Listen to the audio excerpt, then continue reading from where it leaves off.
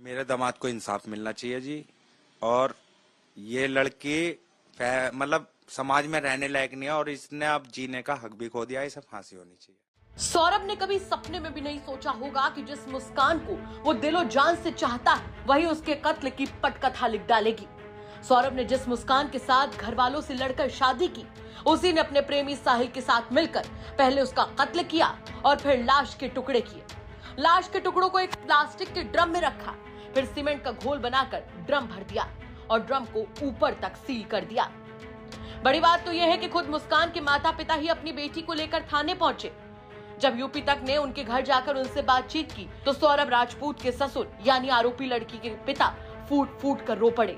वो कैमरे के सामने इंसाफ की गुहार लगा रहे हैं। उनका कहना है कि नशे की आदी उनकी बेटी ने उनके हीरे जैसे दामाद को उनसे छीन लिया। ऐसे में उनके दामाद को इंसाफ मिले और उनकी बेटी को फांसी की सजा। इस वक्त हमारे साथ बात करने के लिए मुस्कान के माता पिता मौजूद हैं। हम उनसे बात करते हैं और समझते हैं कि क्या कोई कॉल आया, कैसे इनको पता चला, क्या कुछ जानकारी है। आपकी मुस्कान से तो हमेशा बात होती होगी, आप माँ हैं। जी हाँ, हमेशा बात होती थी। तो कभी आपको शक हुआ कि वो अपने पति से मतलब खुश नहीं है, अलग होना चाहती हैं? कोई ऐसी कभी झगड़ा, कभी कोई बात? नहीं, हम उससे हमेशा उसके साथ रहते थे, बात करते रहते थे। वो ये कहती थी, नहीं मम्मी मैं सौरभ से बहुत प्यार करती हूँ। तो आखिर कब आपको शक कब हुआ? ऐसी कौन सी बात मुस्कान ने कही जिससे आपको शक हुआ? अब ये जब 5 तारीख को घूमने गए हैं तो हमें शक इसलिए हुआ कि सौरभ ने एक भी बार हमसे बात नहीं करी। अच्छा, वैसे करते थे? वैसे हम करते थे, हाँ, हम जब करते थे हमारी बात का रिप्लाई करते थे वो, लेकिन इस बार नहीं करा उन्होंने। तो हमने इससे पूछा शुभी से, मैंने कहा तुम्हारी वहां जाके भी लड़ाई हो गई? क्योंकि इन हस्बैंड वाइफ में लड़ाई चलती थी नॉर्मली, मतलब आर्ग्यूमेंट होते थे काफी। नॉर्मल होती है। हाँ, आर्ग्यूमेंट होते थे, बच्चा बुद्धि थे, दोनों लड़ते रहते थे। तो मैंने कहा तुम्हारी वहां जाके भी लड़ाई हो गई, तुम घूमने गए हो और अगर लड़ाई हो गई तुम वहां अलग अलग होटल में रह रहे हो क्या? नहीं मम्मी ऐसा कुछ नहीं है, वो बाहर से खाना लेने गए हैं। जब हम कॉल करते थे तो हमेशा उन्होंने बहाने बनाए कि मम्मी वो नीचे डिस्को में गए हैं, पार्टी में गए हैं, और तुम्हें पता ही है कि वो एंजॉय वो करते थे बहुत ज्यादा, ये तो हमें पता है। तो इस तरह से उसने हमसे बहाने बनाए। टाइम ज्यादा हो रहा था, फिर हमने मैसेज डाले सौरभ के फोन पे ही मैसेज डाले जी। सौरभ के मैसेज डाले कि जी हमसे कांटेक्ट करो, आपकी बेटी परेशान हो रही है, आपसे बात करना चाह रही है। तो उधर से रिप्लाई क्या आया था कि मैं पार्टी में हूँ, मैं बाद में बात करता हूँ। ये सौरभ के फोन से आपके पास? सौरभ के फोन से रिप्लाई आया। ठीक, फिर उसके बाद फिर हम जो स्टेटस डालते थे कभी तो उस पर रिप्लाई आता था उनकी तरफ से, जो भी रिएक्शन होता है। उनकी तरफ से हमें कहा कि कुछ बात है लेकिन ये हमसे बात नहीं कर रहे हैं, बिजी हैं थोड़ा ज्यादा ही। 2 साल बाद हस्बैंड वाइफ मिले हैं तो थोड़ा ज्यादा ही एंजॉयमेंट कर रहे हैं, हमें ये रहा। तो हमने कहा चलो छोड़ दो उनकी पर्सनल।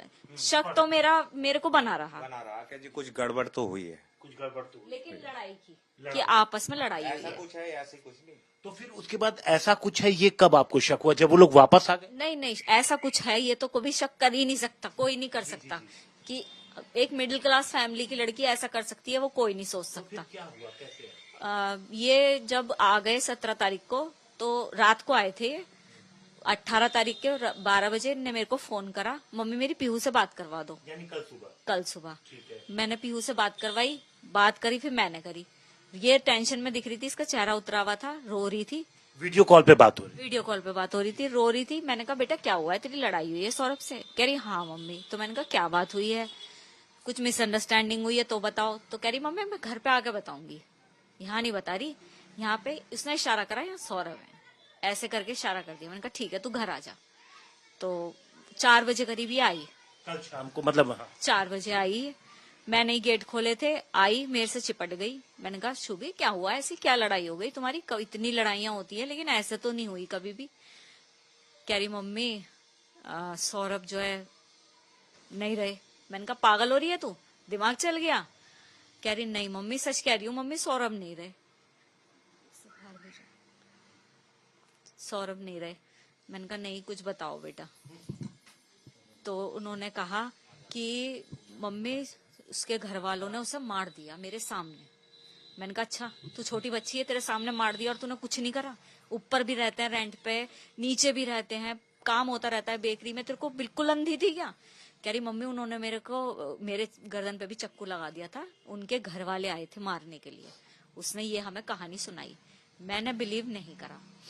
इन्होंने थोड़ा ऐसा दिखाया फेवर कि हाँ हम तेरी बात पे बिलीव कर रहे हैं। अच्छा, आप भी थे? जी मैं भी था। तो आपने बिलीव दिखाया? मैंने उसे बिलीव में लिया, पर मेरे को विश्वास नहीं हो रहा था, इसलिए मैं दिखाना चाह रहा था मैं तेरी तरफ हूँ। मैंने उसे विश्वास में लिया, पर वो झूठ बोलती रही, मेरे को विश्वास नहीं हो रहा था मेरे को भी।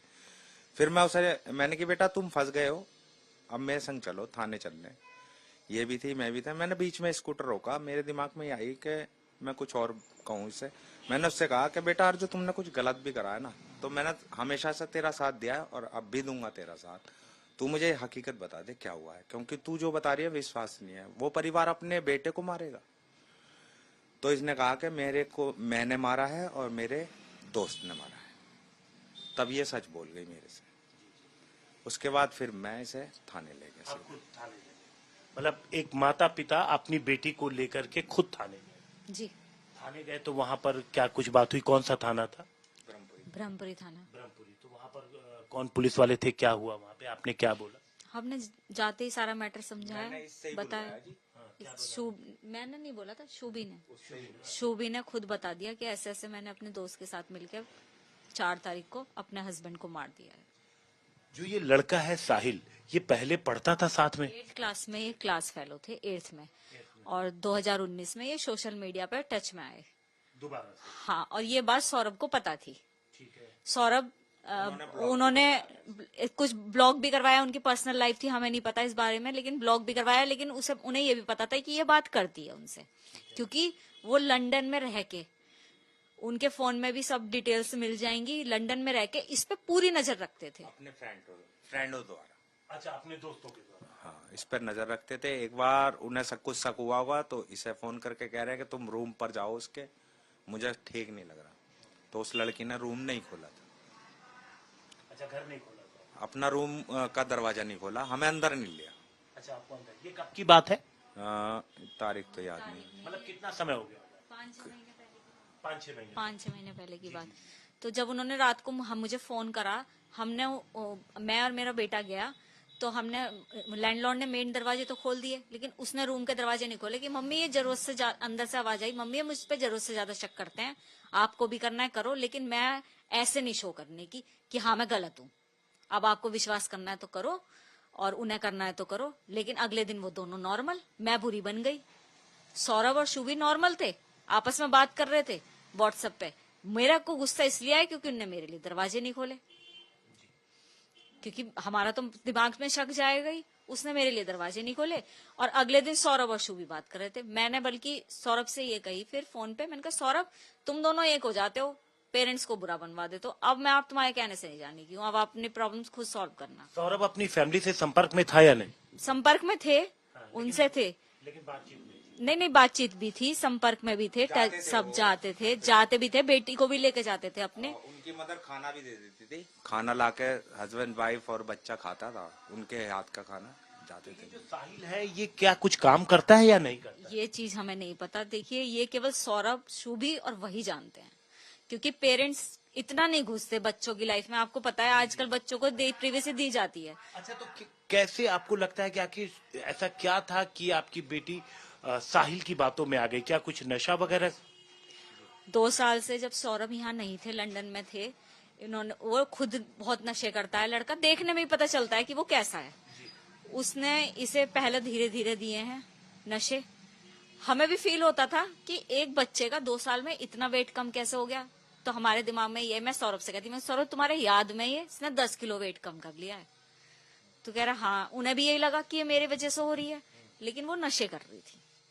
किस तरीके के? कभी कोई बात? इंजेक्शन अब बताया उनने कल हमें, भर के कल उनने हमें बताया था जाते समय। मैंने कहा बेटा तूने ये काम कैसे कर दिया, तू उंगली तो काट नहीं सकती, ऐसे कैसे कर दिया बाबू तूने? तब बताया मम्मी मैंने नशे के बिना नहीं रह सकती। सौरभ उन्होंने मुझे बताया, उसने साहिल ने मुझे बताया कि अब तुम नशे नहीं कर सकती, सौरभ आ गए हैं, अब हमें यहाँ से हटाना पड़ेगा लाइफ में से अपनी। और उसने उनकी बात पे एग्रीड करा। कुछ अजीब से बिहेव कर रही है लड़की, नशे की वजह से कर रही है। डिस्टर्ब है नशे की वजह से, तो वो अजीब सी बातें कर रही है। इंजेक्शन और क्या सिगरेट में सिगरेट में भर के, और पाउडर भी ले रखा है कोई, ड्रग्स वगैरह ये उपलब्ध कराता था ये लड़का साहिल। और जिस दिन मर्डर हुआ है, मैंने कि क्यों करा तुमने ये काम, तो ये मेरी लड़की कह रही है कि उसने ये कहा कि अब हमें नशे करने को ये मंजूरी नहीं देगा और हम नशे नहीं कर पाएंगे, अब क्या करना है। तो उनने कहा इसे हटाना पड़ेगा, इसके दोस्त ने कहा इसे हटाना पड़ेगा तभी हमें नशे मिल सकते हैं। उसके बाद ये इन्होंने कर दिया। तो बताया कि कैसे किया, मतलब उस वक्त क्या नशा था, कोई इंजेक्शन वगैरह? लड़की ने ये पहले उसे नशीली दवाई दी खाने के साथ में, एक साथ खाना खाया दोनों ने और नशीली दवाई दे दी। और जब वो बेहोश हो गया तो अपने फ्रेंड को बुलाया, और फ्रेंड को बुलाने के बाद मैंने कि उस टाइम तुम होश में थे? नहीं, मैंने नशा कर रखा था। फ्रेंड भी नशे में आया था, तो इसने उसे अंदर लाकर और उसने पहले चाकू उसके सीने में मारा है, उसके बाद फिर घसीट के बाथरूम में ले गए, उसके टुकड़े कर दिए और वो सीमेंट में पैक करके फिर चले गए। हाँ जी। और बेटी वो कब आपके घर पहुंचा के गए? 4 तारीख को मर्डर से पहले या उसके बाद? दामाद छोड़ के गए थे, मेरा दामाद छोड़ के गया था अपनी बेटी को कि मैं थोड़ा ये अपने पास रख लो, अभी ये स्कूल इसका बंद है, मैं जब खुलेगा तो लेने आ जाऊंगा। अच्छा, खुद सौरभ छोड़ के गया। छोड़ गए थे वो तो हमें, जब नॉर्मल थे 1 तारीख को छोड़ गए थे कि इसके अब एग्जाम्स नहीं है, 2 दिन आप यहीं रख लो इसे। तो सौरभ को वापस जाना था या नहीं? वहाँ वापस जाना था उन्हें। पर वो यूं कह रहा था मैं इस बार 2 साल के या साल भर का नहीं भरूंगा, मैं 6 महीने के लिए जाऊंगा। 6 महीने के लिए। तो ये आप देखिए, अब जो इस तरीके की पूरी वारदात हुई है तो आप क्या कहेंगे? बेटी को तो आपने खुद थाने पहुंचाया, इंसाफ की बात की अगर हम कहें तो आप क्या कहेंगे? मेरे दामाद को इंसाफ मिलना चाहिए जी, और ये लड़की मतलब समाज में रहने लायक नहीं है और इसने अब जीने का हक भी खो दिया, इसे फांसी होनी चाहिए। अपनी बेटी के लिए फांसी, जिसे आप इतना प्यार करते थे? अब नहीं करता, उसे फांसी होनी चाहिए, मेरे बच्चे को इंसाफ।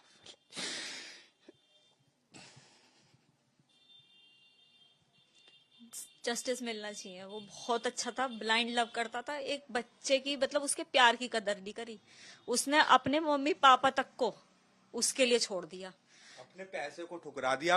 इन पे करोड़ों की प्रॉपर्टी है, कैश भी है, सब कुछ है, उसने उसे ठुकरा के इसके संग में परेशानियां झेली हैं। उस परेशानियों को मैंने देखा है, थोड़ा बहुत मैंने सहयोग करा है, पर ये नहीं समझ पाई उसके प्यार को।